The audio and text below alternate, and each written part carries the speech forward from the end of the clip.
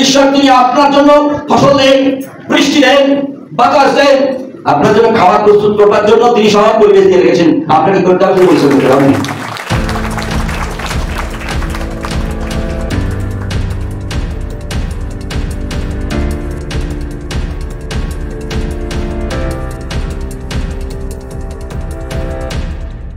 আমার বাবা তিনি যখন প্রভুতে ছিলেন না, তিনি বিশ্বকর্মা পূজা করতেন। তাই বিশ্বকর্মা নিয়ে অনেক রকমের বিষয় রয়েছে, জানা রয়েছে, গল্প রয়েছে। বাস্তব কোনটা আছে কিনা জানি না, কিন্তু সবটাই গল্পে ভরা। এবং পরবর্তীতে যখন আমি যিশুতে আস্তে আস্তে আসা আরম্ভ করি, তার মনে কষ্ট কতটা চলে যাবে না, কিন্তু একসময় বলছিল বিশ্বকর্মার কথা বলেনি, তখন কালীর কথা এসেছে। মানে সে কোনটাকে সঠিকভাবে সম্পূর্ণভাবে বিশ্বাস করত, এবং অথবা তার ঠাকুর তাকে কতটা তার সঙ্গে ছিল সেটা সে সুনিশ্চিত ছিল না। এরপর সে এত জানতো না আধ্যাত্মিক অভিজ্ঞতা, যার ফলে কখন কি বলে তাদের মাথায় থাকতো না। কিন্তু পরবর্তীতে সে প্রভুতে আসে এবং দীর্ঘ বৎসর ধরে বার্ধক্যের সবে গোটা সময়টা প্রভুর সঙ্গে কাটিয়ে গেছে। আমাদের ব্যক্তিগত জীবনটি একই প্রকারই। অনেকে আমরা এই যে সকল পরিবার এক এক করে যখন প্রভুতে আসে, তারপরে যে প্রথম আসে তার জীবনে নানা রকমের সমস্যা, বিশেষ করে যদি মহিলা হয়। কারণ মহিলা স্বতন্ত্র সর্বদা নয়, যার ফলে নানা রকম তাদের মধ্যে সমস্যা আসে এবং সেই সমস্যায় সম্মুখীন হতেই হয়।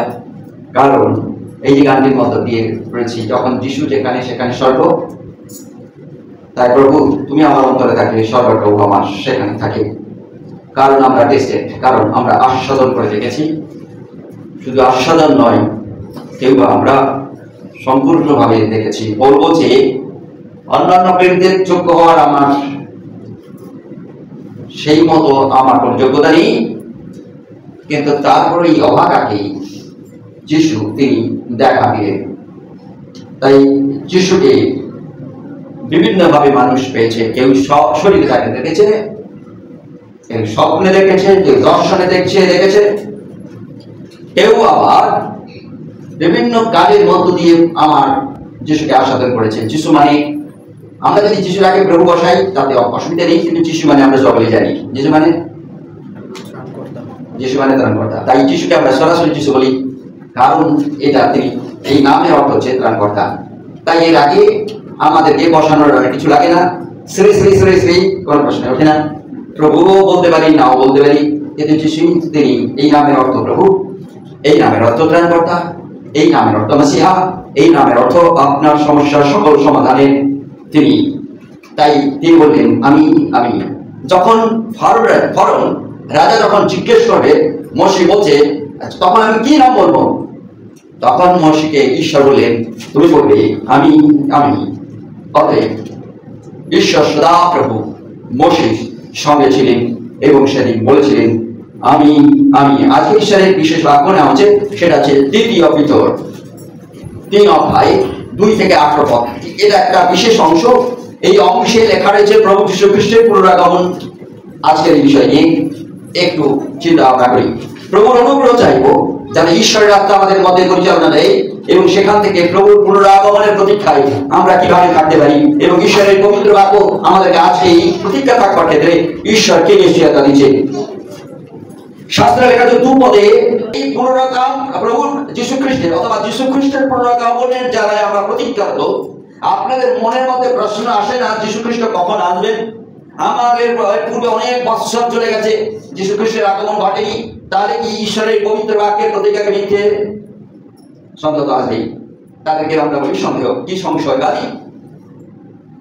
আবার আমরা যারা কন্টিনিউ অপেক্ষায় থাকি, লোকেরা বলে তোমরা তো অপেক্ষাতে যিশু কোথায় আসছেন, তারা কেউ বিভিন্ন ভাবে তারা এটাকে ঘুরিয়ে পেয়েছে, বিভিন্ন অংশ দেখায় সেই যিশু আর আসবে না। কি যিশু আসবে? আধুনিক যিশু, বলির যিশু, বলির কেষ্ট বলির যিশু। আর যিনি এসে গেছেন এই যে এসছে, একেই তোমরা অনুসরণ করো। তারা কি শাস্ত্রে লেখা আছে, আমরা কিছুক্ষণের পরে দেখবো যে তারা হচ্ছে টিটকারি দেওয়া লোক। তারা টিটকারি দেয়। তাই এখানেই দুই পদে লেখা রয়েছে ঈশ্বরের পবিত্র বাক্যে প্রথম আমরা 10টি অংশ এখানে দেখার চেষ্টা করব। প্রভুর পুনরাগমনে, যিশুর পুনরাগমনের প্রতীক্ষার ক্ষেত্রে ঈশ্বরের পবিত্র বাক্যে 10টি অংশ আজকে আমরা অনুধাবন করব। প্রথম, ভাববাদী এবং প্রেরিতদের বাক্যকে আমরা যেন অনুধাবন করি, আর কারো বাক্য নয়। কোন ভাববাদী? এখানে শাস্ত্রে লেখা আছে পূর্বে যে ভাববাদীরা ছিলেন, বর্তমান নয়। চিন্তা করতে কি এখনো অনেক প্রফেট বলে দাবি করে, কিন্তু ঈশ্বরের পবিত্র বাক্য দ্বিতীয় অধীনতায় পরিষ্কার লেখা আছে পূর্বে যে ভাববাদীগণের যারা যা বলে গেছেন সেগুলো যেন আমরা কি করি, অনুসরণ করি। প্রেরিতগণ যা বলেছেন সেগুলো অনুসরণ করি, আগামী দিনের ভাববাদীদের নয়। আমরা যেন ভুলি না ফেলি। আজকে যদি কেউ আমি বলি আমার নামের আগে প্রফেট বসিয়ে দিই বা ভাববাদী বসিয়ে দিই, এটা আমি বসালাম। সেদিন স্যামুয়েল বসায়নি তার নামের আগে ভাববাদী, সেদিন এলিও বসায়নি তার নামের আগে ভাববাদী, যিশায়াও বসায়নি তার আগে ভাববাদী। তারা চলে যাওয়ার পরে লোকেরা জেনেছে উনি ছিলেন ভাববাদী, এবং তাদের কাজকর্মের ফলস্বরূপ তাদেরকে নিশ্চিত করা হয়েছিল তারা ভাববাদী। তাই তাদের বাক্য ব্যতীত অন্য কোনো বাক্যকে যেন আমরা অনুসরণ না করি। আসছে দিনে যারা মনে করে যে এই নতুন কলিযুগের ভাববাদী, কলিযুগের কিসব ইত্যাদি ইত্যাদি, তাই যিশু সে সময় ছিলেন, শাস্ত্রে নিশ্চয়তা নিয়ে যেন আমরা সুনিশ্চিত হই ভাববাদী পূর্বে যারা ভাববাদী ছিলেন, প্রেরিতরা ছিলেন, তাদের কথা ছাড়া আমরা কোথাও যেন সরে না চাই। এক নম্বর কারণ এই যে আমরা নৌকা দেখেছি না, কার নৌকা দেখেছি আমরা? ওটা এমন একটা কথা বলে নৌকাকে আমরা দেখিনি। নৌকা আমরা নোয়ের কাছ থেকে দেখে আসছি, তাই না? এখনো দেখছি নৌকা যখন প্রচুর রকমের বৃষ্টি হয়, নৌকো কি হাল ধরে চলতে থাকে। তারা কি করে, তারা একটা নগর আছে, তারা চেষ্টা করে ধারে ভিড়তে, আর একটি নগর আপনার মতো এরকম রয়েছে, সেই কাঁকড়া দিয়ে তাকে কি করে ফেলে দেয়, মাটিতে ফেলে দিলে মাটি আঁকড়ে রাখে যাতে নৌকো অন্য কোথাও পালাতে না পারে। আমাদের জীবন ওই নগর করে রাখতে হবে ঈশ্বরের পবিত্র ভাববাদী বাক্যে এবং প্রেরিতদের বাক্যে, যাতে আমার জীবন এই জলের স্রোতে, এই পৃথিবীর স্রোতে, এই প্রাকৃতিক স্রোতে যেন আমার জীবন রূপ যেন হারিয়ে না যায়। তাই ভিন্নভাবে যারা আমার এই বিশ্বাসের ক্ষেত্রে দ্বিতীয় অংশে শাস্ত্রে লেখা রয়েছে 3 এবং 4 পদে লেখা রয়েছে ঠাট্টা বিদ্রুপ যারা করে তাদের কাছ থেকে সাবধান থাকা খুবই জরুরি। ঠাট্টা করে, বিদ্রুপ করে, তাদের কাছ থেকে নিজেকে সরিয়ে রাখা খুবই জরুরি। কারণ তাদের এই বিদ্রুপ করা হেতু তাদের পাপে ইচ্ছে তাদের জীবনী সেই অনুযায়ী ঈশ্বর তাদের ফল দেবেন। দ্বিতীয়ত এই বিদ্রুপকারী এরা সংশয়বাদী, এদের সমস্যা কোনোদিনই সমাধান হয় না। তাদের চিনে রাখা খুবই জরুরি যাতে আমার জীবনের সত্যের নির্ভরতা থেকে যেন আমি সরে না চাই। তাই বিদ্রুপকারী এরা সংশয়বাদী, আপনার জীবনকে সংশয় ফেলে দিবে, আপনার জীবনে প্রশ্নের মুখে ফেলে দিবে। যারা বিদ্রুপকারী তারা বিভিন্ন রকমের গোলমাল করে আপনার চিন্তাকে বিব্রত করে তুলবে, এবং আপনাকে বিব্রত করে দেওয়ার পরেই আপনি সংশয়ের মধ্যে পড়ে যাবেন। আর এর ফলস্বরূপ আপনার ঈশ্বরীয় অপর নির্ভরতা আস্তে আস্তে করে সরতে থাকবে। দুর্ঘটনা মানুষকে সর্বদা চেষ্টা করে। আমাদের ঈশ্বরীয় যারা লোকেরা রয়েছে প্রত্যেকটা দুর্ঘটনায় আমাদের অনুসন্ধান করা দরকার রয়েছে। যখন আমরা প্রত্যেকটি জীবনে অনুসন্ধান করি আমার জীবনে কেন দুর্ঘটনা ঘটছে, ঈশ্বর তার কোন লক্ষ্য রয়েছে আপনার জীবনে। তাই ঠাট্টা বিদ্রুপ আপনার জীবনে একটা দুর্ঘটনা মনে রাখবেন। এই ঠাট্টা বিদ্রুপ কেউ আপনাকে নিয়ে করতে করতে করতে করতে করতে করতে আপনাকে যেন সংশয়ের দিকে ঠেলে না দেয়, আপনার ঈশ্বরের উপর নির্ভরতা থেকে যেন আপনাকে বিচ্ছিন্ন না করে, সেদিকে সর্বদা 3 এবং 4 পদে তাই উল্লেখ করেছে। ঈশ্বরের নিখুঁত একটি সময় রয়েছে 8 পদে। একদিনের ঈশ্বর হচ্ছে একদিন সমান 1000 দিন, 1000 দিন সমান 1000 দিন নয়, কত? 1000 বৎসর। একদিন হচ্ছে আমার সময়, আমার সময় একদিন মানে 1000 বৎসর, আবার আমার কাছে 1000 বৎসর মানেই একদিন। এটার মানেটা কি বোঝার চেষ্টা করি। ঈশ্বরের নির্দিষ্ট একটা সময় রয়েছে, সেই সময়টা আমাদের নিশ্চিত করে জানার কোনো আমাদের হাতে কোনো সোর্স নেই। তাই ঈশ্বরের পবিত্র বাক্যে লেখা রয়েছে যেন আমরা সকল সময় প্রস্তুত থাকি। এখন যীশু খ্রিস্ট আসার পূর্বে যখন আমরা দেখি আদি পুস্তক, যখন আদম হওয়া যখন তারা পাপ করলো, ঈশ্বরের বিরোধী নয় অবাধ্য হয়ে গেল, তখন থেকে ঈশ্বর প্রতিজ্ঞা করেছিলেন তিনি দ্বিতীয় আদমকে বানাবেন।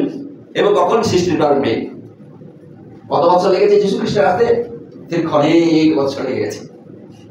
একদিন 1000 বছর, 1000 বছর একদিন। ঈশ্বর সঙ্গে সঙ্গে আদমকে তিনি দ্বিতীয় আদমকে দিতে পারতেন, যিশুকে দিতে পারতেন, আদম হওয়ার সমস্যার সমাধান ঈশ্বর দেননি। অপেক্ষা করেছে, অপেক্ষা করেছে, মসিহ এসেছে, গোটা ইসরায়েল রক্ষা পেয়েছে আমার অপেক্ষায়, অপেক্ষায়, অপেক্ষায়। এত বৃহৎ অপেক্ষা, এত বৃহৎ সময় ধরে, এত দীর্ঘ বছর ধরে, হাজার হাজার বছর ধরে অপেক্ষা, অপেক্ষা। মসিহা তিনি আসেন এবং তার পরিবর্তে আমরা দেখতে পাই নিখুঁত সময়ে যীশু খ্রিস্টের 0 খ্রিস্টাব্দের মানে যীশু খ্রিস্টকে নিয়ে যিশুকে আমরা রেখে এইটা যীশু খ্রিস্ট, এর বাম দিকে যদি আমরা যাই খ্রিস্টপূর্বাব্দ, ডান দিকে যদি যাই খ্রিস্টাব্দ। তাই পূর্বাব্দ, পূর্বাব্দ, পূর্বাব্দ ইতিহাস যিশুকে ধরেই পিছিয়ে পিছিয়ে যাওয়া হচ্ছে। আর আমরা এখন যিশুকে ধরেই আমরা এগিয়ে যাব, এগিয়ে যাওয়া হচ্ছে, আমরা এগিয়ে যাব।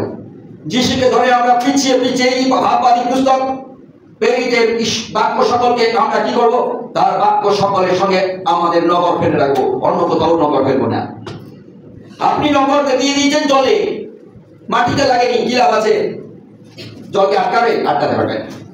আপনি নগর এমন জায়গায় রেখেছেন যে নগরের সঙ্গে আপনার কোনো দড়ির কোনো সম্পর্ক নেই। যদিও যে দড়িটি দিলেন সেটা দুর্বল দড়ি, আর হালকা বাতাস হলে ছেড়ে চলে গেল। তাই আপনার নগরের সঙ্গে যেন দড়িটি যেন শক্ত থাকে, যে শক্ত দড়ি আপনার জীবনের সঙ্গে যেন আটকে থাকে। ঈশ্বরের বাক্যে ভাববাদী পুস্তক, প্রেরিতের পুস্তকে যে বাক্য সকল রয়েছে সেই জায়গায় যেন নগরটি থাকে। আপনার দড়ি, এই দড়িটি হচ্ছে বিশ্বাস। এই বিশ্বাসের দড়ি যেন ছেড়ে না যাওয়ায়, এই বিশ্বাসের দড়িটি যেন শক্ত থাকে। আপনাকে আমার, আপনি যখন একটি ঘর থেকে আপনি একা আসছেন, ঈশ্বরের পবিত্র বাক্যে আমরা জানি যে আমাদের বিশ্বাস যত শক্ত, এর মানে আমাদের দড়ি তত শক্ত। তারপরে যখন আমি আমার নগরটিকে ফেলবো, সেই নগরটি তবে নৌকো দাঁড়াবে। নৌকো শক্ত বাতাসে এদিক ওদিক হবে না, অনাথায়। শক্ত বাতাস যখন আসবে, ঝড় বৃষ্টি যখন আসবে, আপনার জীবন নৌকো কিন্তু সম্মুখীন হবে। আর তাতে আপনার নগর থেকে আপনি কেটে যেতে পারেন। আর যদি কোনো একটি বিশেষ সঠিক জায়গায় নগর না পেরেছেন, দেখা যাবে আপনার নৌকো টেনে নিয়ে চলে গেছে, আটকাবে না জীবন নৌকো। তাই যারা আমরা যারা ঈশ্বরের এই বিশেষ ঈশ্বরের সময় হাজার হাজার বছর ধরে ধরে ধরে ধরে অপেক্ষা করেছিল গোটা ইসরায়েল বাহিনী, অনেক মানুষ, আপনাদের প্রশ্ন হয় না কেন এত অপেক্ষা করেছিল? ঈশ্বর কেন তিনি মানুষের এই সমস্যার সমাধান করছেন? ইমিডিয়েট এসে তার লোকদেরকে নিয়ে চলে গেলে সমাধান হয়েছে। ঈশ্বরের বাক্যে কি লেখা আছে জানেন? প্রভু আমাদের ঈশ্বর সদাপ্রভু, তিনি স্লো নন। স্লো মানে ধীরে চলেন না। তার প্রতিজ্ঞায় তিনি ধীরে চলেন না, তিনি ধৈর্য ধরেন। কেন ধৈর্য ধরেন? 9 পদে লেখা রয়েছে কেন ধৈর্য ধরেন? যাতে একজনও নষ্ট না হয়। ঈশ্বর আমাদের জন্য, আমাদের পরবর্তী সন্তানের জন্য, আমাদের জন্য, সকলের জন্য তিনি অপেক্ষা করছেন, অপেক্ষা করছেন যেন একজন যেন নষ্ট না হয়। তার জন্য হাজার হাজার বৎসর ধরে ঈশ্বর অপেক্ষা করছেন কেউ যেন নষ্ট না হয়। ঈশ্বরের এই ধৈর্যের পেছনে কারণ হচ্ছে আমাদের প্রতি তার প্রেম, যেন আমরা নষ্ট না হই। অপেক্ষা করছেন আপনার জন্য, অপেক্ষা করছেন আপনার স্বামীর জন্য, অপেক্ষা করছেন আপনার সন্তানের জন্য। এই করতে করতে বছর বছর চলে গেছে, যেন বিনষ্ট না হয়। এটা ঈশ্বরের পরিকল্পনা আমাদের জীবনে। তার ধৈর্য আমাদের জন্য, কিন্তু তিনি স্লো নন, তার চলার পথ আস্তে নয়। তাই কেউ কখনো আমরা যেন ভেবে জানি যে তার চলার পথ আস্তে ধীর, ঈশ্বর আমাদের ধীর, তিনি শোনেন না, তিনি সর্বদা শোনেন।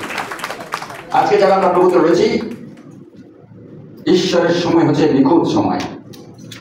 তার পরিকল্পনা হয় নিখুঁত, তার পরিকল্পনায় কোনো ভুল থাকে না। তার সময়ের সঙ্গে উদ্দেশ্য রয়েছে, তার সময়ের সঙ্গে পরিকল্পনা রয়েছে। আর আমাদের সময়ের সঙ্গে কোনো পরিকল্পনা নেই। যেতে হয় চলে গেলাম, থাকতে হয় থাকলাম। ঈশ্বর তিনি আমাদের সঙ্গে তিনি যা কিছু করেন নিখুঁত পরিকল্পনা করেন, তার জন্য তার সময়টা হচ্ছে নিখুঁত সময়। তাই ঈশ্বরের আমাদের জীবনে আমাদের আগমন ক্ষেত্রে পরিত্রাণ দেওয়ার জন্য তিনি ধৈর্য সহকারে অপেক্ষা করছেন, যেন তা লোকেরা যারা তার কাছ থেকে হারিয়ে গেছে যেন পরিত্রাণের সুযোগ নেই, তার জন্য তিনি অপেক্ষাবান, তার জন্য হাজার হাজার বৎসর ধরে তিনি অপেক্ষা করছেন। আজকে আমাদের জীবনে 10 পদে যিশু তিনি আসলেন তার মতো চোরের নেই, তিনি চোর, চোর তিনি চোরের নেই আসবেন। চোর আসে বলে যে আমি তোমার ঘরে কালকে যাবো চুরি করতে, সাবধান থেকো বলে, চোর বলে না। চোর প্রত্যেক দিন আসে না, তখন আসে ঘরের মালিক জানে না। তাই চোর কখন আসে যখন জানে না, কি করতে? ধ্বংস করতে, ভাঙতে, নষ্ট করতে, চুরি করতে, আপনাকে একটা কঠিন পরিস্থিতিতে ফেলে দিবে। কিন্তু আমার ঈশ্বর সদাপ্রভু তিনি আসবেন কারণে চোরের নেই, এর মানে সময়টি হচ্ছে চোরের যেমন সময় কখন আসে বলে না। আমার ঈশ্বর সদাপ্রভু তিনি আপনার জীবনে আসবেন, আপনার ঘরে আসবেন, পৃথিবীতে নেমে আসবেন, তার লোকদেরকে নিতে নেমে আসবেন। কখন তিনি বলবেন না, কেন বলবেন না? এখানে আমরা সকলেই জানি কেন, তাহলে তো বললে আপনি প্রস্তুত হয়ে যাবেন, তাই না? আমরা তো দেখা যায় আমরা আগে থেকে প্রস্তুত হয়ে থাকি, প্রতি সপ্তাহে সানডেতে যাবো, প্রতি সপ্তাহে যাবো, বড়দিনে মুখ যাবো ইত্যাদি আমরা পরিকল্পনা থাকি। তখনই যদি কিছু এসে যায় তাহলে আপনি সৌভাগ্যবান বলতে আমি পুরো প্রস্তুত ছিল, জানো। 10 কুরবানি চলেছে, কি হাতে নিয়ে, ডান্ডা হাতে নিয়ে, কি প্রদীপ হাতে নিয়ে, আর পাঁচটা তাই তো 5 কুমারী কার সঙ্গে ঢুকলো? বরের সঙ্গে ঢুকে গেল, যেহেতু তেল ছিল বলে। আর 5টি হঠাৎ দেখলো যে তারা তেল আনেনি, তারা ভেবেছিল তারা ভোট যাত্রী আসলে আসুক, তারপরে যে দোকানটা শেষ চলে যাবো, ঢুকে দিব ঝামেলা। এই করতে করতে তাদের কখন ঘুম ধরে গেছে। আর ঘুম ধরতে 5টি তো তারা তেল রেখেই ছিল, প্রদীপের মধ্যে তারা তেল রেখে তারা প্রস্তুতি ছিল। এই যে 5টি মেয়ে, এই 5টি মেয়ের মানে এই একটা দুটো গ্রুপ, 5টা তারা সকাল সকালে হাই এসে একটু কাছে চলে যাবো, শিখর গেছে। আর 5টা বলছে যাকে তাদের সঙ্গে যাওয়া যাবে না, এরা বেশি স্লো, এরা বোঝে না, এদের সঙ্গে থাকা যাবে না, আমরা আলাদা একটু দূরে থাকি। তারা কিন্তু প্রদীপের তেল ছিল, তেল রেখে অপেক্ষা করছে, যে কে অপেক্ষা করছে কখন এসে চলে যাবে, আমরা ওয়েলকাম করতে পারবো না। দেখা গেল পর ঢুকে গেল, আমার প্রদীপ আর তেল বেকার হয়ে যাবে, আর এত সুন্দর সেজে গুজে আসাটাও আমার বেকার হয়ে যাবে। তার চেয়ে বাবা সেজে গুজে যখন আসছি, আমার জামা টামায় দাগ পড়ে যাবে, শুয়ে যাবো, কখন সেগুলো ফাঁস টাচ পড়ে যাবে, দেখতে বিশ্রী হয়ে যাবে, একটা প্যান্ট টাইট হয়েছে, আমরা শুবো না। 5জন শুয়ে, আর 5জন হালকা হালকা ঘুম দিচ্ছিল। বর এসে গেল, দেখে যখন আরে প্রদীপ চলছে না, প্রদীপ চলবে কি করে, মাল তো নেই। দৌড়াতে তো আরম্ভ করলো, কোথায়? মধ্যরাত্রিতে দৌড়াতে আরম্ভ করলো দোকানে, দোকান বন্ধ, দোকান আর খোলে মাল, দোকানদার তালা বন্ধ করে তো ঘর চলে গেছে। তেল আর পেল না, দরজা বন্ধ হয়ে গেল, টাইম শেষ। আর বিয়ে অনুষ্ঠানে এই 5জন তারা প্রবেশের সুযোগ পেল না। একদিন 1000 বৎসর, 1000 বৎসর, একদিন সমান দিয়ে এবারে বোঝার চেষ্টা করুন। এই প্রদীপ যাদের কাছে তেল ছিল, তারা 1000 বৎসর একদিনের সমান করে অপেক্ষায় ছিল। আর এরা ভেবেছিল ও চলবে, একটা দিন আইতো কেটে যাবে, আর আবার কাল কেটে যাবে। দেখা গেল পরিস্থিতি তাদের নাগালের বাইরে চলে গেছে। আপনার জীবনের পরিস্থিতি নাগালের বাইরে চলে যাবে, জানেন? একটা বিশেষ কারণ, সারা বিশ্বে যে সকল লোকেরা বেশি দিন বাঁচে তার কারণ কি জানেন? একটি কারণ মানুষ দেখেছে, কারণ তাদের পরিবারের ছোট থেকে বড় পর্যন্ত সকলে একসঙ্গে তারা কি করে, গান গায়, একসঙ্গে বসে প্রার্থনা করে, একসঙ্গে বসে কি করে, আলাপ আলোচনা করে, একসঙ্গে বসে ডাইনিং হলে খায়। এটি একটি বড় কারণ হেতু সেই জায়গার লোকেরা, সেই এলাকার লোকেরা, সেই জনের লোকেরা তারা দীর্ঘমেয়াদী ভাবে 100 বছরেরও অধিক তার কাছে, আমেন। এবং সেগুলো বেশিরভাগই দেখা গেছে খ্রিস্টান কমিউনিটি। যে পরিবারে আপনার একত্রিত ভাবে প্রতিদিন প্রার্থনা, একত্রিত ভাবে একসঙ্গে ডাইনিং এ বসা, একত্রিত হবে একসঙ্গে গান করা আপনার পরিবারের দীর্ঘ মেয়াদি ঈশ্বর তিনি আশীর্বাদ করেন। আমেন। কারণ এই একসঙ্গে বসাতেই অনেক টেনশন ঈশ্বর তিনি রিডিউস করেন, রিমুভ করেন। একসঙ্গে বসে একসঙ্গে খাওয়াতে সমপরিমাণ প্রেম আদান প্রদান হয়। একসঙ্গে বসে একসঙ্গে গানের মধ্য দিয়ে ঈশ্বরের প্রশংসা যেহেতু ঈশ্বরের উপস্থিতি তারা অনুভব করে এবং তাদের জীবন দীর্ঘায়ু করেন ঈশ্বর। এটা ঈশ্বরের অলৌকিক হাত, যা এই সিক্রেট কেউ এখনো বুঝে উঠতে পারে না কেন ঘটে। তাই এটা একটা বিশেষ কারণ যে কোনো লোকেরা যদি দীর্ঘমেয়াদী বাঁচে তার কারণ হচ্ছে এটা একটা তাদের একসঙ্গে প্রার্থনা করা, একসঙ্গে এক ডাইনিং এ খাওয়া, একসঙ্গে গান করা, নাচ করা। আমেন। এটা একটা অদ্ভুত পরিবেশ। চলে এই 1 দিন আর 1000 দিনের পার্থক্যে সেই 10 কুমারীর মধ্যে 5 কুমারী, কোন 5 কুমারী? আপনি, আপনার প্রদীপ রয়েছে, তেল নেই। আপনার প্রদীপ রয়েছে, তেল রয়েছে, আপনি প্রস্তুতি থাকবেন, ঘুমাবেন না। যে ঘুম আপনাকে আপনার জীবন থেকে ঈশ্বর যেন সরে না যায়। আপনার ঘুম যদি ঈশ্বর থেকে আলাদা করে দেয় সেই ঘুমের প্রয়োজন নেই। যে ঘুম আপনার সঙ্গে আপনার ঈশ্বরের সম্পর্ক জোড়া লাগাবে সে ঘুমটি চলবে। যে ঘুমই হোক, ভাত ঘুম হোক, সেই মধ্যরাত্রের ঘুম হোক, যেই ঘুম হোক। তাই 1 দিন 1000 দিন তার একটি মাত্র কারণ আপনি যাতে রক্ষা পান, আপনি যাতে পরিত্রাণ পান, ঈশ্বর তিনি অপেক্ষামান। আপনার পরিবারের আরেকজন যেন পরিত্রাণ পায়, আপনার প্রতিবেশী আরেকজন যেন পরিত্রাণ পায়, আপনার আপন জনের জন্য পরিত্রাণ পায়। ঈশ্বর অপেক্ষারত, তিনি কিন্তু স্লো নন। তিনি অপেক্ষারত যে তোমার এই ছেলেটি, তোমার এই স্বামীটি, তোমার এই আপনজন আত্মীয়টি যেন পরিত্রাণ পায়। আমি তাই অপেক্ষায় আছি, তাই আমার পুনরাগমনের অপেক্ষায় রয়েছি। কারণ পুনরাগমনের পরে তার কিছু জায়গা থাকবে না। পুনরাগমনের পরে আমরা একটি বিশেষ জায়গা দেখতে পাবো, সেটা হচ্ছে কি শাস্ত্রে লেখা রয়েছে এই পুরোনো পৃথিবী নয়, নতুন পৃথিবী। এখানে শাস্ত্রে লেখা রয়েছে সেগুলো কি হবে? ধ্বংসিত হবে। পুরানো পৃথিবী শেষ হয়ে যাবে, কি হবে? ধ্বংসিত হবে এবং প্রভু এই অপ্রত্যাশিত ভাবে আমাদের কাছে এসে পৌঁছাবে। তার জন্য আমাদেরকে প্রস্তুতি, প্রত্যাশায় বাঁচা, বিশ্বাসের সহিত প্রস্তুত থাকা খুবই জরুরি। আচার ব্যবহারের দিকে সতর্ক করা হয়েছে।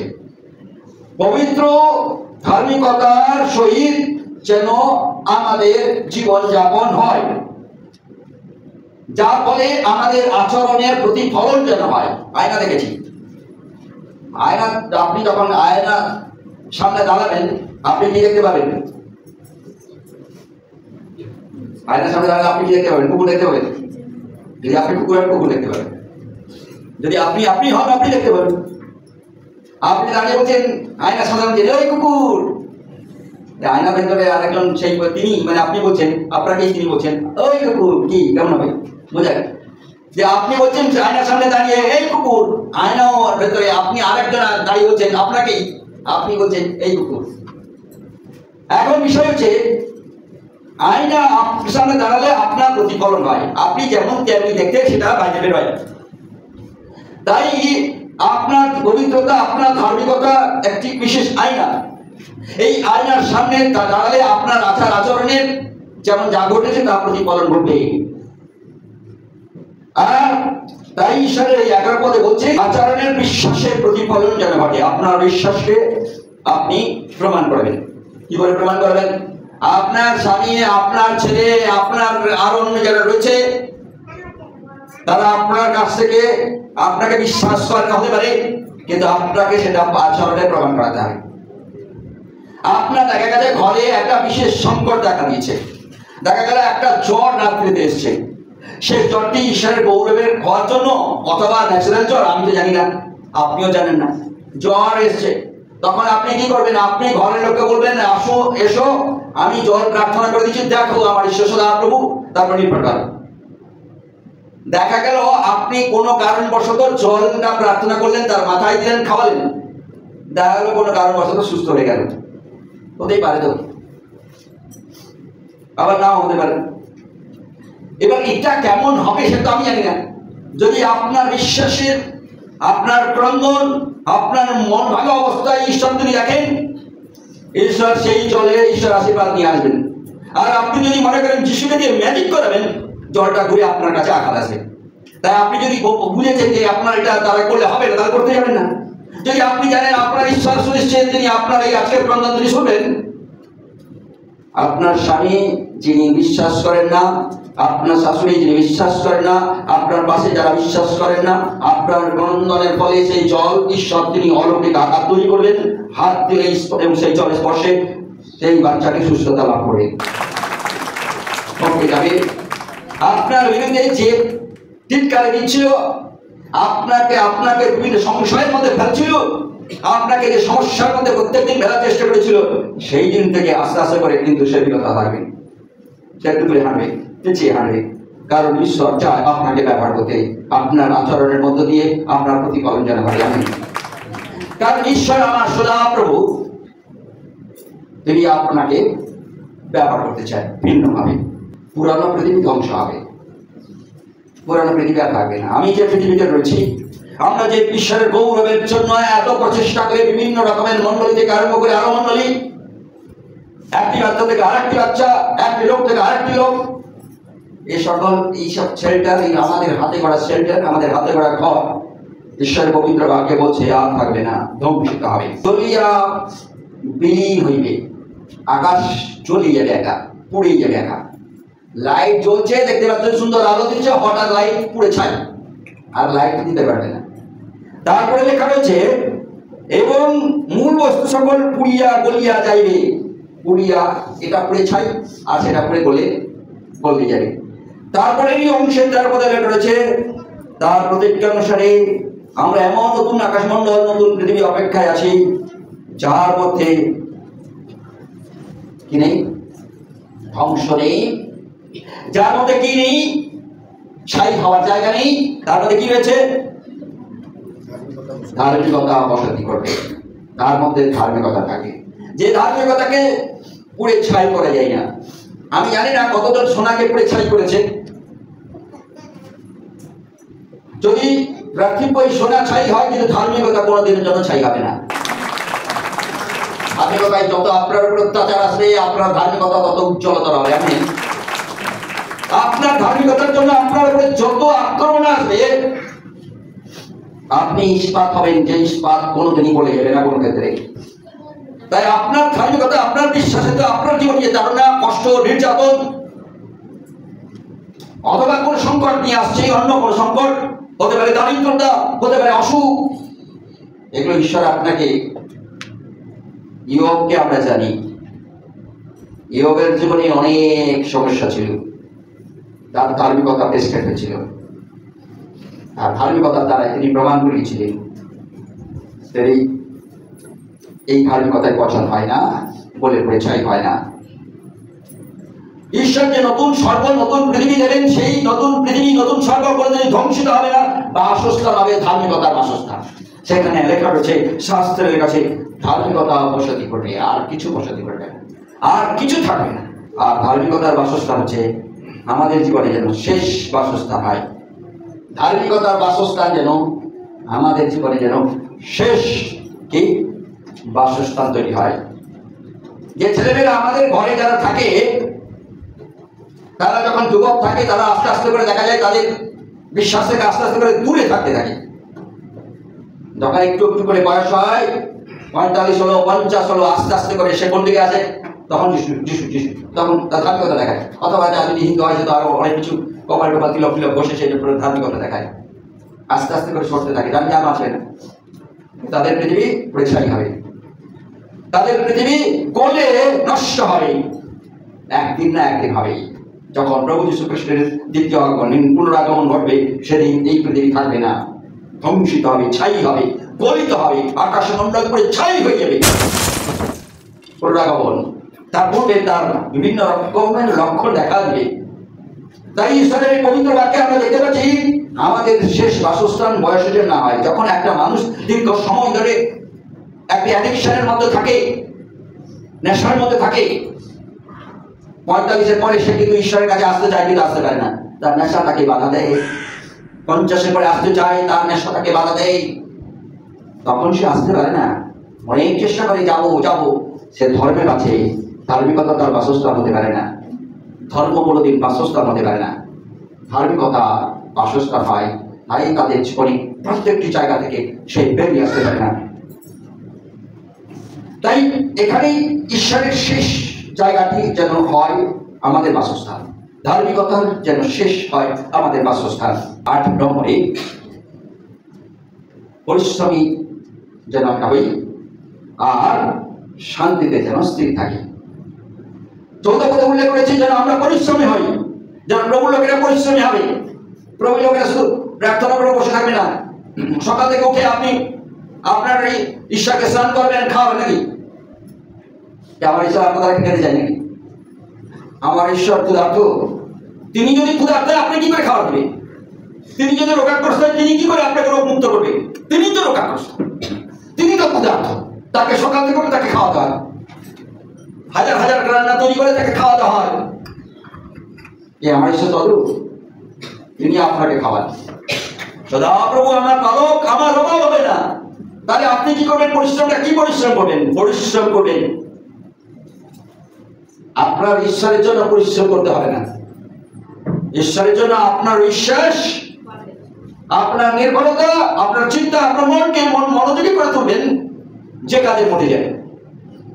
এটার জন্য পরিশ্রম করতে হবে না। আমার ঈশ্বরের জন্য পরিশ্রম করার দরকার নেই। আমার ঈশ্বর আপনাকে সৃষ্টি করেছেন, আমার ঈশ্বর তিনি তার ধার্মিকতার বাসস্থান দিয়ে রেখেছেন, তার রক্তে আপনাকে কিনেছেন, তার রক্তে আপনাকে ঘিরে রেখেছেন, তার রক্তমাখা হাত দিয়ে আপনাকে স্পর্শ করে আপনার অসুস্থতা দূর করেন, আপনার অশান্তি আপনার মধ্য থেকে দূর করেন। শুধু প্রবলেমটা আমার আপনার, কারণ আমরা আমাদের মধ্যে প্রভুকে দিই। আমরা পরিশ্রম করি। সেই পরিশ্রম কি? এই যে সকাল থেকে উঠে রান্না করলাম, ঠাকুরকে খাওয়াবো, ঠাকুরকে স্নান করাবো, ঠাকুরকে হারাবো, জানি না হারাবি না। একটা ঠাকুর তৈরি করলো, ধরুন একটা ঠাকুর মনে করলেন, মানে আপনি যিশুকে ঠাকুর বলতে আসবেন, বললেন এই ঠাকুর তুই হাত সকালবেলা হাত শুষ্ক। তারপরে তাকে স্নান টান করিয়ে কাপড় পরিয়ে দিলেন, তারপরে ঠাকুর তুই থাক, আমি তোর জন্য রান্না করছি, রান্না করে তাকে দিলেন এই শাক ভাজা মাছ তো রান্না ঠাকুর দিয়ে, তারপর আপনি খাইয়ে টাইয়ে এবার আপনি খালি করবেন। আপনার ঈশ্বর কত ঈশ্বর, তিনি আপনার জন্য ফসল দেন, বৃষ্টি দেন, বাতাস দেন, আপনার জন্য খাবার প্রস্তুত করবার জন্য তিনি সব পরিবেশ দিয়ে রেখেছেন। আপনাকে কি করতে হবে? পরিশ্রম করতে হবে। আপনার জন্য পরিশ্রম করবেন, আপনার পরিবারের জন্য পরিশ্রম করবেন, আপনার আপনজনের জন্য পরিশ্রম করবেন। আমার ঈশ্বর শুধু আপনার জন্য কোনো পরিশ্রম করার প্রয়োজন নেই। আমার ঈশ্বর সমর্থ ঈশ্বর, তিনি তার নিজস্ব তত্ত্বাবধান করতে পারেন, তিনি তার নিজস্ব সমস্যা সমাধান করতে পারেন, কারণ তিনি সমাধানকারী। তিনি সকলের সমাধান করেছেন, করবেন, করতে থাকবেন। সকলের রোগ তিনি মুক্ত করবেন, করতে থাকবেন। তাই এই পার্থক্য আমাদের বিশ্বাসে। আমরা সকাল থেকে আমাদের ধার্মিকতার বাসস্থান মনে করি যে একটা ছোটখাটো একটা কোন ঠাকুর নিয়ে তাকে পরিশ্রম করছি, ঠাকুর তোমার জন্য এত পরিশ্রম করলাম, তারপরেও আমার ঘরে শান্তি নেই। কি করে শান্তি থাকবেন? দাদা আপনি ঠাকুরের জন্য পরিশ্রম করেছেন, ঠাকুর কথা বলতে পারে না, আপনি এক বাচ্চা বক করেন, তার সঙ্গে তিনি কথা বলতে পারেন না। আর আমার ঈশ্বর সদাপ্রভু, তিনি আপনার সঙ্গে কথা বলেন, আপনাকে উত্তর দেন। এখানেই পার্থক্য, তিনি আপনাকে উত্তর দেন। যখন আপনি যিনি ঈশ্বরের দাস, যখন তিনি বলছিলেন যে আমি আর ডাক্তার বলার সঙ্গে সঙ্গে আমরা ভেঙে পড়েছি, ঈশ্বর বলছেন আমি তো আছি তোমার সঙ্গে, অপেক্ষা করো। 1000 দিন আমি করিনি, একদিন করিনি, অপেক্ষা করো। আপনার স্ক্যানিং পরীক্ষার পরে তোমাকে আমি রেজাল্ট দিচ্ছি, অপেক্ষা করো। তুমি আমার উপর নির্ভর করেছো, আমাকে মন দিয়েছো, আমার কাছে কেঁদে উঠেছো, আমাকে তুমি রান্না করে খাওয়াওনি, আমাকে তুমি স্নান করাওনি, আমাকে হাঁটাওনি, পেশাব করো, এগুলো তো করো, এগুলো আমার প্রয়োজন নেই। কারণ আমি ঈশ্বর, আত্মা হাগে না, মনে রাখবেন, আত্মা খায় না, আত্মা খায়। আমার ভেতর থেকে যে আত্মাটা যদি শরীরটা থেকে যে আত্মাটা যদি বেরিয়ে যায়, সে আত্মা হাগে। কোন পথে গেলে আপনারা দেখতে পাবেন। আমি দেখুন স্ট্রোক হয়ে যায় হঠাৎ এখানে ছিল সব দরজাটা বন্ধ, স্ট্রোক ছিল, কোন পথে বেরোবে আপনি নিজে ঘুরে বেড়াবেন। আমি এরকম করে দাঁড়িয়ে গেলাম, আরে হঠাৎ দাঁড়িয়ে গেলেন নেই, তারপর কিছু কারো ঢপ করে পড়ে গেল, আরে ঢপ করে পড়ে গেল, জানি শ্লোকটা এগুলো বলতে বলতে ঠপ করেই পড়ে গেল। কোথায় যে গেল, কি কোথায় যে গেল? কারণ ওই ঈশ্বর দেওয়া আমার জীবনে যে আত্মাটি রয়েছে, সে আত্মা খায় না, হাগে না, পেশাব করে না। আর আমরা তার জন্য বেশি ব্যস্ত হই। ঈশ্বর তিনি খান না, সেটি খাওয়া। ঈশ্বর পান করে না, দিন পান করায়। ঈশ্বর ব্যথা পায় যখন আমরা ব্যথা পাই। ঈশ্বর কাঁদেন যখন আমি কাঁদি। একটি উদাহরণ, যীশু খ্রিস্ট কাঁদছিলেন একটি বাইবেলের ছোট অংশে, ছোট্ট পথ। যীশু কাঁদিলেন লিখিত সুসমাচার কত 11 অধ্যায়, সেখানে লেখা হলেন যীশু কাঁদিলেন। কেন কাঁদলেন? তার নিজের জন্য। মার্থা মরিয়মের পরিবার কাঁদছিল, আর তিনি কাঁদলেন। আপনি কাঁদলে তিনি কাঁদেন, আপনি হাসলে তিনি হাসেন। তাই আপনার হাসা দেখাবার জন্য তিনি হাত বাড়িয়ে দেন, যাতে আপনার চোখের জল মুছে দেয়। অপ্রত্যাশিতভাবে আপনার জীবনের পরীক্ষা পাল্টে দিতে পারে। ঈশ্বর যখন আপনার এই দাসের জীবনে পাল্টে দেয়, আপনাদের জীবনেও পাল্টে দিতে পারে। তাই পরিশ্রমী, আমরা যেন পরিশ্রমী হই এবং প্রভুর শান্তিতে যেন স্থির থাকি। অশান্তি পরিবেশ যেন আমাদের মধ্যে না ঢুকে নিয়ে আসে ইচ্ছাকৃত হবে। তার জন্য আমাদেরকে কি করতে হবে? একটা গুণ দেখান থাকা দরকার। নিষ্কলঙ্ক হতে হবে, নির্দোষ হতে হবে, খ্রিস্টতে শান্তির অবস্থান করতে হবে। তাই নিষ্কলঙ্ক 14 পদে লেখা হয়েছে ঈশ্বরের পবিত্র বাক্যে, অতএব প্রিয়তমেরা, তোমরা যখন এই সকলে অপেক্ষা করিতেছ, তখন যত্ন করো যেন তাহার কাছে তোমাদেরকে নিষ্কলঙ্ক, নির্দোষ অবশ্যই শান্তিতে দেখিতে পাওয়া যায়। আমরা এমন পরিশ্রম করব, আমরা এমন জীবন যাপন করবো যে জীবন যাপনে আমাদের কি থাকবে? নিষ্কলঙ্ক থাকবে, নির্দোষতা থাকবে। খ্রিস্টের শান্তি আমার শান্তির কারণ হইবে। 16 পদে লেখা আছে 9 নম্বরে, শাস্ত্রে সঠিকভাবে বোঝা খুব জরুরি। ঈশ্বরের এই বাক্যকে লোকেরা ভিন্নভাবে বোঝানোর চেষ্টা করে, ঘুরিয়ে পেঁচিয়ে ভিন্নভাবে পিছিয়ে রেখে যায়। শাস্ত্রে লেখা রয়েছে এগুলো বিনাশ হবে, তাদের এক্সপ্লেনেশন, তাদের ব্যাখ্যা তাদেরকে বিনাশ করবে। এই কথাগুলোর অর্থ যেন বোঝার চেষ্টা করি। ঈশ্বরের পবিত্র বাক্য আমি আমার সাথে ঘুরিয়ে পেঁচিয়ে আমি এক্সপ্লেনেশন দিতে পারি। আপনি যেহেতু বোঝেন কম বা বোঝার চেষ্টা করেননি বা বোঝার ইচ্ছে নেই, আপনি বিশ্বাস করেছেন আমার উপর, আমি যেভাবে বলেছি আপনি সেভাবে শুনে গেছেন। আর এই শুনতে শুনতে শুনতে আপনার বিশ্বাস আপনাকে এগিয়ে নিয়ে যাবে ঠিকই, কিন্তু শাস্ত্রে আমাদের জন্য সঠিক বোঝা খুবই জরুরি। নিজেদের সুখের জন্য শাস্ত্র বিশ্লেষণটা না জরুরি নয়। আপনি আপনার জীবনে যখন আপনি কাজ করেন, ধরুন আপনার রান্নাঘরে কাজ করছেন, আপনি ছুরি দিয়ে ধরুন কিছু কাটছেন অথবা বটিতে কাটছেন, কিছু কাটছেন, যত ভালো মহিলা হোক না কেন বা পুরুষ হোক না কেন, যত এক্সপার্ট হোক না কেন, তারা বটিতে কাটছে কি ছুরিতে কাটছে, যাতে এক্সপার্ট জীবনে জীবনে না কোনো দিন সে তার হাত কেটে ফেলেছে একটু না একটু হলে। এমন কোনো ভালো ভালো যে একদম আমি ভালো পারি, আমি জীবনে আমার হাত কাটেনি অথচ আমি এতদিন কাটাকাটি করেছি, এরকম কোনো লোক নেই। এমন কোন লোক নেই যে হাতুড়ি চালিয়েছে অথচ তার হাতুড়িকে তাকে মারেনি।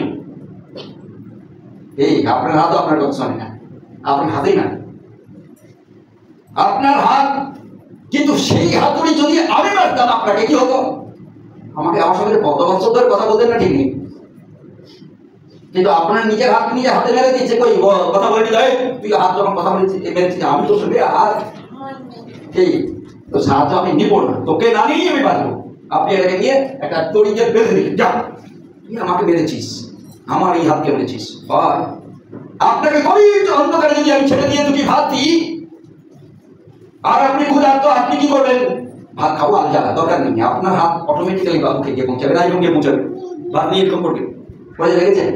যে হাত বিশ্বস্ত ভাবে আপনার মুখে ভাত দেয়, অন্ধকারে গভীর অন্ধকারে সহজে ভাত চলে যায়, সেই হাত একদিন আপনাকে হাতুড়ি মেরে দিয়েছে।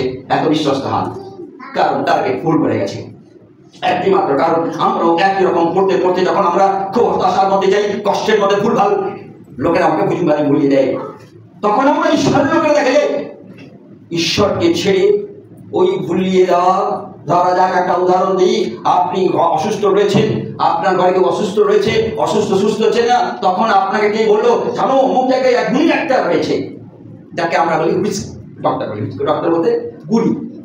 ওই গুণীর কাছে যাও, ওখানে কোনো অসুবিধা নেই, ওখানে ঠাকুর দেবতা নেই, ওখানে শুধু তোমাকে না কবিরাজি একটু চিকিৎসা ওষুধপত্র দিয়ে তাহলে তোমাকে ঠিক করে দিবে। আপনার অসুস্থতার ব্যথাতে আপনি কি করবেন? বাবা ব্যথা যাক, ব্যথাটা চলে গেলে হলো, ওইটা ওর ওষুধে যদি ব্যথা চলে ওটা চলে যাই না, একটু আপনি গেলেন ফুম ফাং করে দিল, আপনি এসে নেই তখন, কারণ আপনি সুস্থ হতে গেছেন। আপনি তো কিসে সুস্থ হতে গেছেন তার একটি মাত্র কারণ, আপনি আপনার ঈশ্বরকে বিসর্জন দিয়ে আপনার কি বাসস্থান, ধার্মিকতার বাসস্থানকে বাদ দিয়ে আপনি দেহকে বাঁচাতে গেছেন, দেহের জন্য দৌড়ে গেছেন। ওই যে দিয়ে দিয়েছে তোমরা, আর তুই কি যাবি ওষুধটা নিয়ে চলে আসবি, সেটা যা বলবো হয়ে গেল, তোর যাই আসেনি। কম্প্রোমাইজ ঈশ্বরের পবিত্র বাক্যে লেখা রয়েছে, শাস্ত্র সঠিকভাবে বোঝাই দিচ্ছে, বোঝাতে চাইনি, আপনি বোঝেননি, যার ফলে আপনি আপনার দেহকে সুস্থ করার জন্য ওই ঘুমভাগ উনির কাছে হাজির গেছে, প্রতিবারটা সেটাতে নিয়ে চলে আসেন। ও কি বলে জানার দরকার নেই, ও যেটা বললো সেটাই, কারণ আপনার ওই ওষুধে সে কি করে দিয়েছে, চপে দিয়েছে। যদি আপনি ঈশ্বর বাচ্চা হন, ওই ওষুধ আপনাকে বধ করতে পারবে না ঠিকই, আর সুস্থ করতেও পারবে না, কারণ ওষুধটাকে কোনো কাজই করে না। তারা বিচক্ষণতার বাক্যপটু, হারুনের মতো বাক্যপটু, তারা জানে ম্যাজিক্যাল ওয়ার্ড ব্যবহার করতে। যারা গুণী হয় তারা ম্যাজিক্যাল ওয়ার্ড ব্যবহার করে, আর যারা ডাক্তার হয় তারা ওষুধ ব্যবহার করে। আর আমার ঈশ্বর সদাপ্রভু তিনি কিছুই ব্যবহার করেন না। আপনি শরণাপন্ন হলে তিনি আপনাকে তার সন্তানের স্বরূপ তিনি আশীর্বাদ রাখেন, হাত রাখেন। আপনি কাঁদলে তিনি কাঁদেন, আপনি হাসলে তিনি হাসেন, আপনি দুঃখী হলে তিনি সাহায্য করেন, আপনি অসহায় হলে তিনি বলেন আমি ইম্মানুয়েল, আমি তোমার সঙ্গে সঙ্গে আছি। ঈশ্বরের বাক্যকে বিকৃতি করা এটা আর একটি ধরনের ঈশ্বরের লোকদেরকে, এখন যেমন এক একটি এরা যেভাবে সুসমাচার প্রচার হচ্ছে, ঈশ্বরকে হিন্দিতে বলে পরমেশ্বর, কিন্তু বাংলাতে পরমেশ্বর বলা হয় না। সাধু ভাষাতেও যদিও রয়েছে পরমেশ্বর, কিন্তু তার ধর্মে ব্যবহার হয় না। কিন্তু আমরা আমাদের এই ছোট উদাহরণস্বরূপ যখন লোকেরা বলে এই ঈশ্বরের কাছে যাচ্ছিস, পরমেশ্বরের কাছে যা, আপনি বলবেন আমার বাবার নাম ভূতেশ্বর আর আমার কাকার নাম পরমেশ্বর, তাহলে এই তোমরা ডাকছো পরমেশ্বরের কাছে, আর মানে আমার এদিকে যাচ্ছে ভূতেশ্বরের কাছে, অনুস্বরের কাছে যাবো না ভাই। আমার এদেরকে যারা জন্ম দিয়েছে সেই ঠাকুরের কাছে চলে যাই, তার মায়ের কাছে চলে যাই, আমরা শেষ পরমেশ্বরের কাছে যাওয়া হবে আর ভূতেশ্বরের কাছে যাওয়া হবে।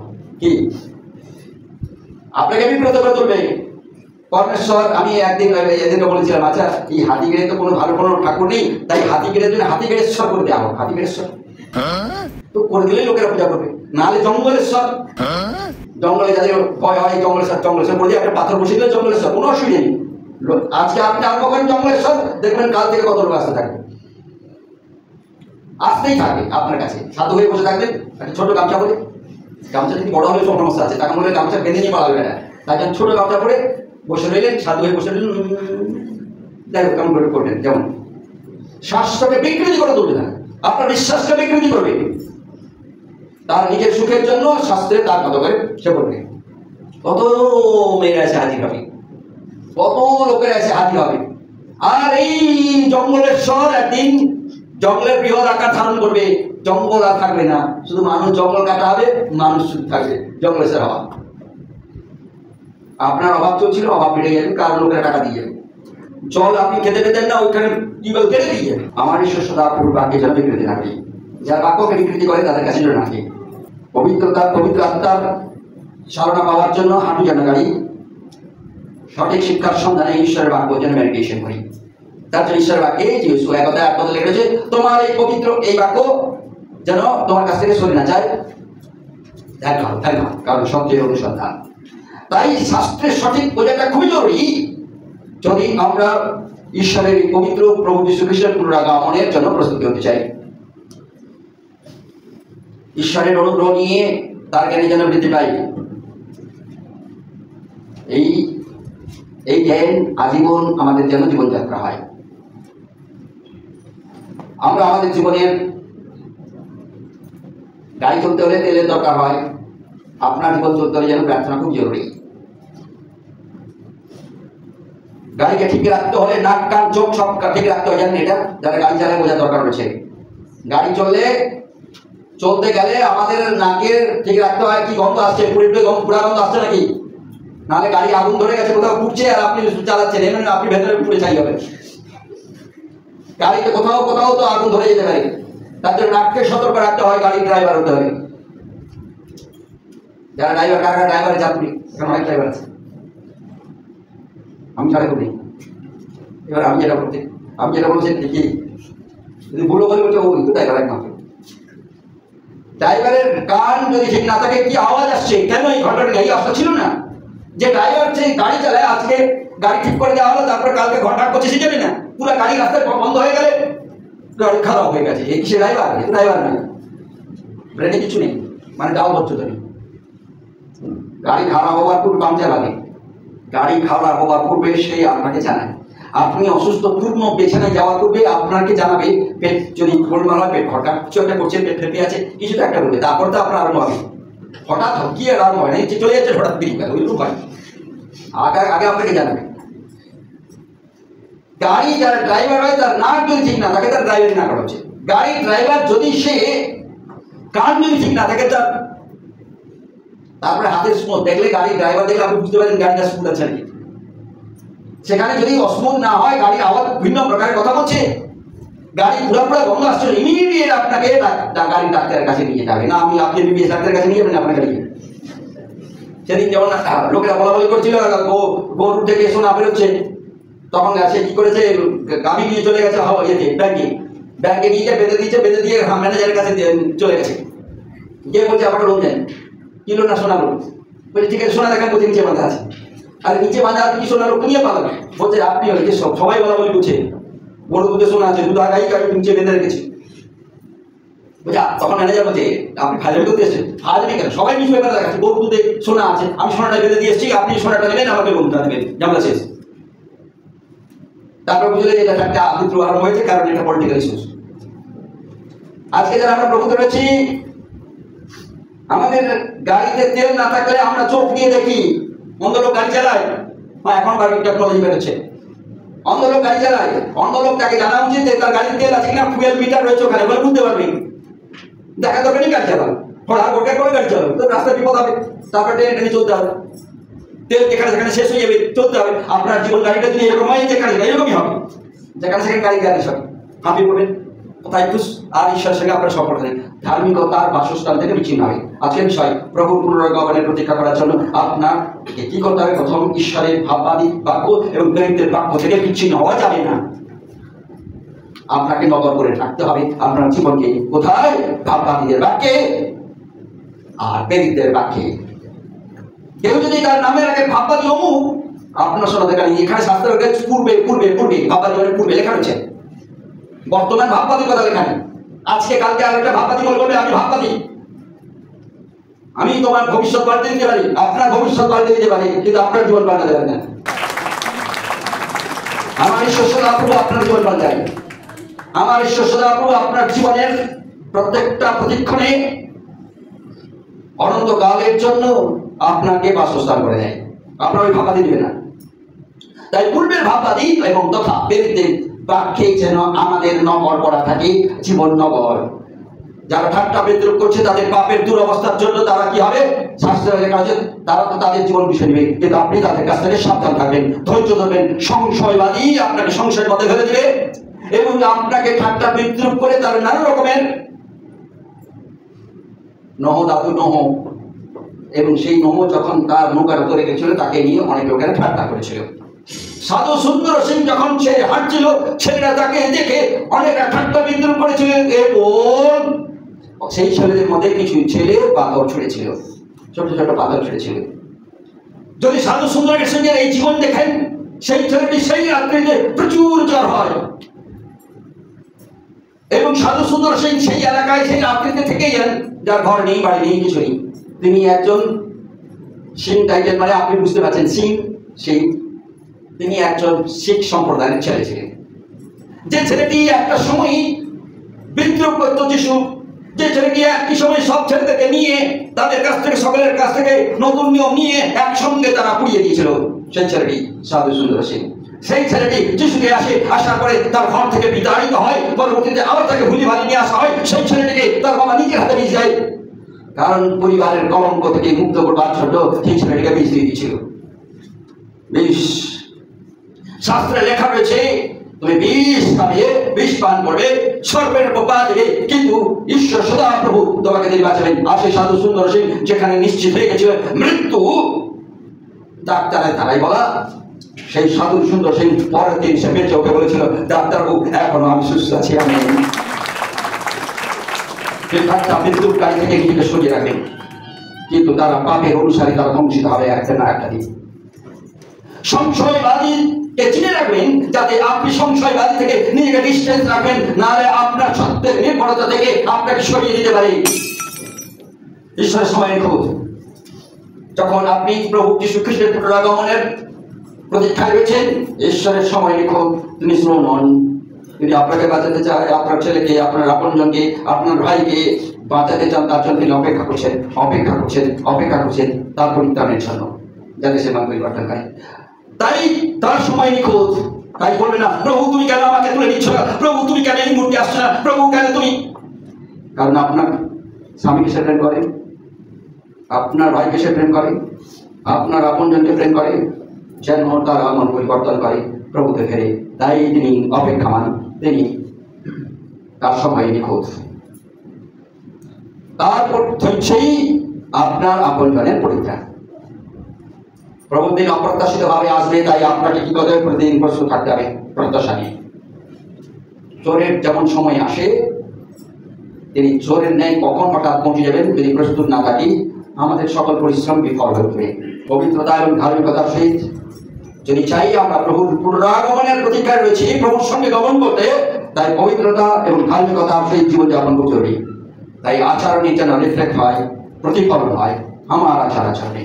পুরানো পৃথিবী ধ্বংসিত হবে, নতুন পৃথিবী, নতুন স্বর্গ যেন অপেক্ষায় থাকি, যে প্রভুর স্বর্গে, প্রভুর নতুন পৃথিবীতে আমি গমন করব।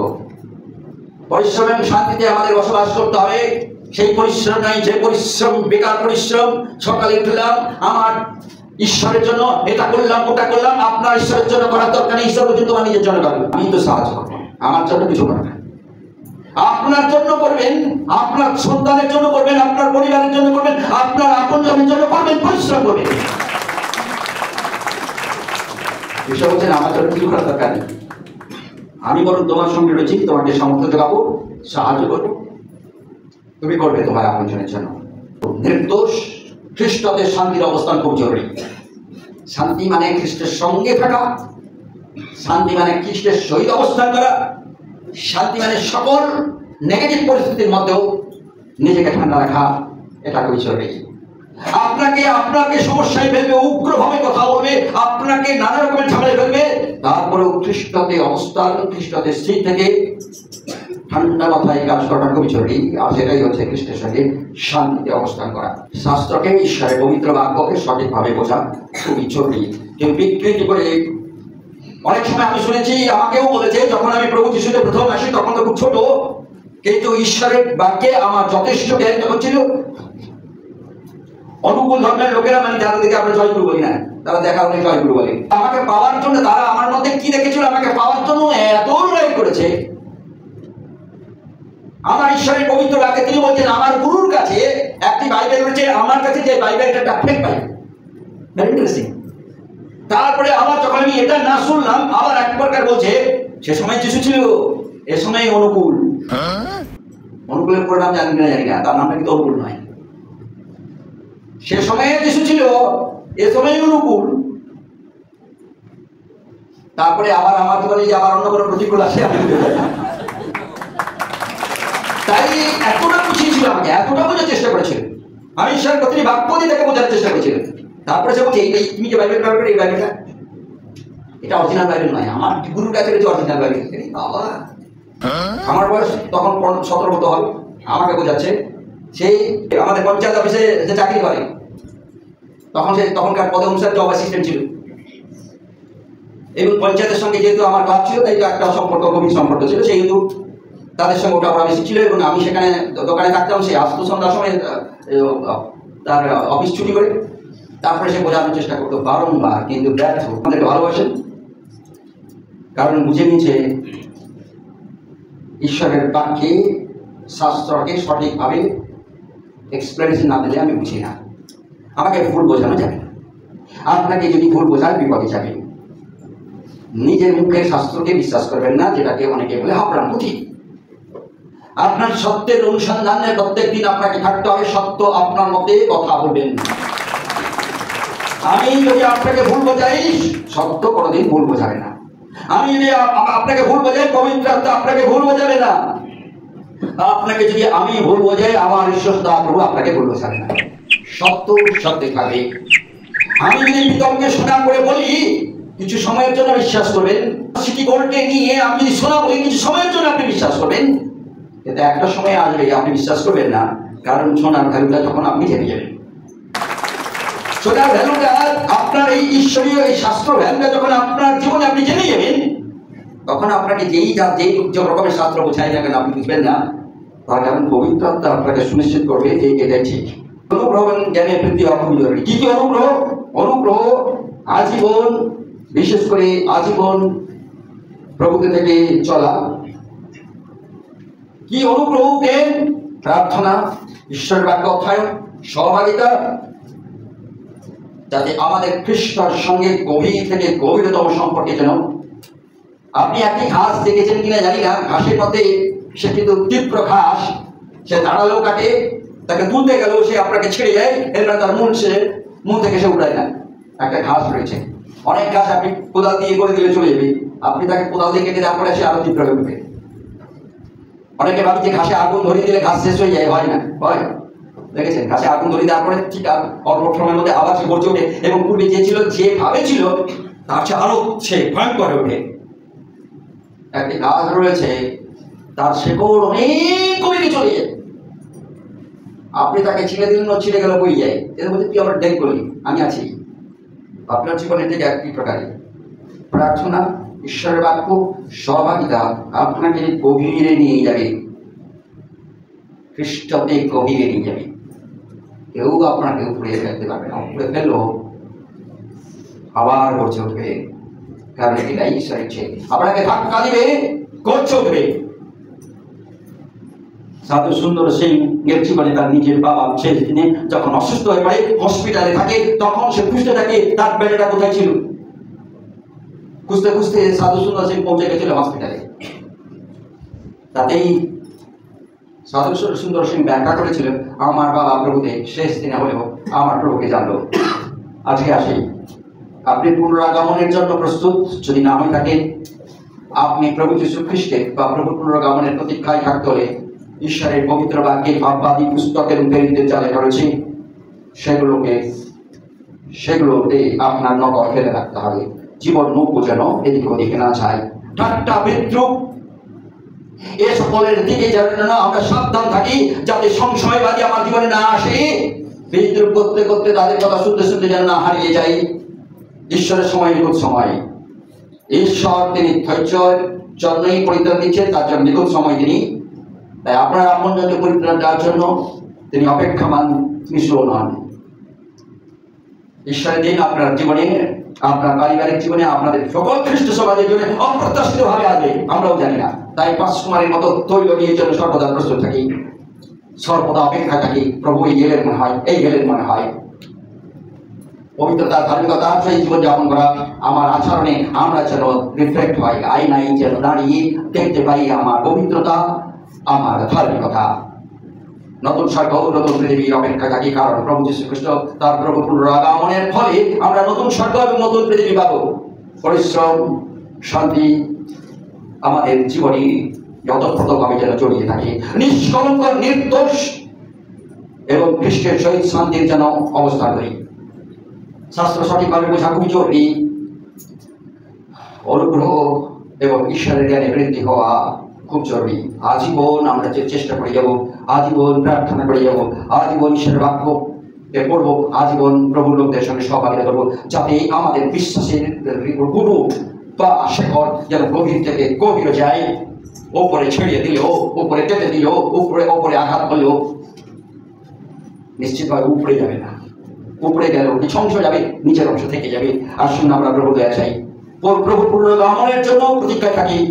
সকল সময়ে নিশ্চিত করি আমার জীবনকে, আমার বিশ্বাসকে, আমার মনকে প্রভু বাক্যের প্রতি যারা আমাদেরকে বিদ্রুপ করে তাদের কাছ থেকে সাবধান হওয়ার, সংশয়বাদীর কাছ থেকে যেন আমরা সাবধান থাকি, ঈশ্বরের দীর্ঘসময়ের জন্য অপেক্ষায় থাকি, ঈশ্বরের ধৈর্যে অপেক্ষায় আমরা ধৈর্যবান হই, যাতে আমার লোকেরা, আমার স্বামী, আমার ভাই, আমার বোন, আমার আপনজনেরা যেন মন পরিবর্তন করার সুযোগ পায়। প্রভুর এই প্রত্যাশিত দিন যেদিন আসবে সেদিন যেন সর্বদা প্রস্তুত থাকি, পবিত্র ধার্মিকতা নিয়ে যেন প্রস্তুত থাকি, পরিশ্রমী হই এবং শান্তি রক্ষা করি। শাস্ত্র সঠিকভাবে বোঝার জন্য সর্বদা প্রার্থনাপূর্বক পবিত্র আত্মাকে সুযোগ দিই, যেন প্রভু তিনি কাজ করে আমার জীবনে, আমাদের জীবনে। আসুন আমরা অনুপ্রেরণা পাই প্রার্থনায় সহভাগিতার অধ্যায়ে আমাদের বিশ্বাসের গভীর সাগরটা যেন অতীব গভীরে যায়। আসুক উপর ঝঞ্ঝাট, আসুক উপরে যত রকমের বাধা, আসুক নির্যাতন, সবকিছু ছেড়ে যাক উপরের কাজ, কিন্তু শেকড় গভীরে থাকুক, আমাদের আত্মিক জীবন গভীরে থাকুক, খ্রিস্টাতে থাকুক। দাঁড়িয়ে উঠি, যদি কারোর শারীরিক অসুবিধা রয়েছে বসতে পারি বা মাঠুকার অবস্থায় থাকতে পারি। হালেলুয়া।